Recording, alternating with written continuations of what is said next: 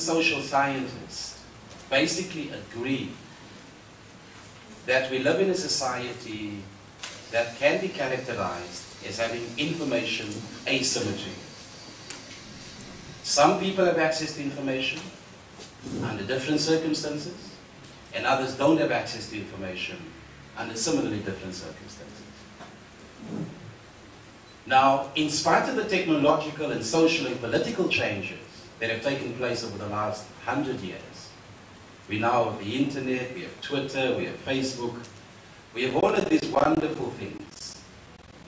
There seems to be a fundamental realization that we will never get to a situation where we have a complete information symmetric society, where everyone at any point in time can have access to the information that really matters and that makes a difference in people's lives.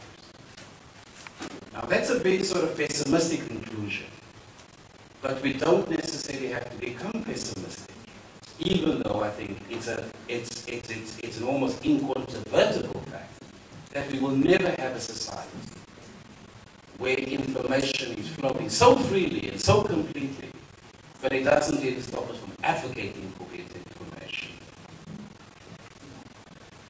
I think it's a mistake to think that information is a given commodity. The value of information changes over time. What we used to consider is absolutely important information 20 years ago may not be and may not have the same value or currency. So information and access to information, I think these two things must be separated to a certain extent, because access, or the right to access to information, is in fact a fundamental right that hopefully must become entrenched in laws and so on and so on. But information itself, the value we place on information, that's likely to change depending on the circumstances and so on and so on.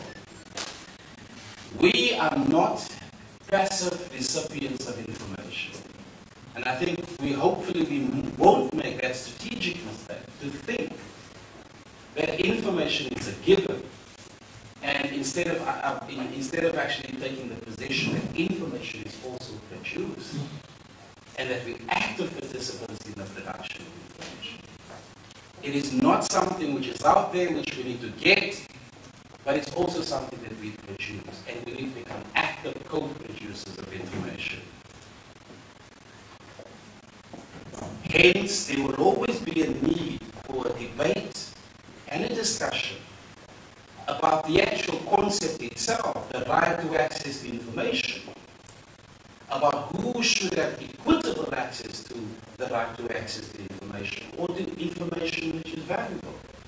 And for us in civil society, and this may be a very sweeping statement, but for us in civil society, we need information because we want to utilize that information in improving our human dignity outcomes. We don't even have to talk about political and social advice or socio-economic advice. We could simply say that we need information in order to improve our human dignity outcomes. And that for me becomes the context within which we understand the whole debate and discussion around the right to access to information. We simply don't want to have information for the sake of information, even though that is a particular value in itself. But we need information, we want to utilize information to improve important political and social and economic outcomes. And it's my wish that these discussions that will take place over the next couple of days will be framed within this context of understanding that we're here because we are finding ourselves in arguably the most difficult period in history, where human dignity has been so fundamentally assaulted, so fundamentally undermined, that we have absolutely no choice but to stand with those and to stand with causes, including this one, that will likely improve human dignity and preserve, affirm, and celebrate human dignity. With that, Muhammad, I'd like to close these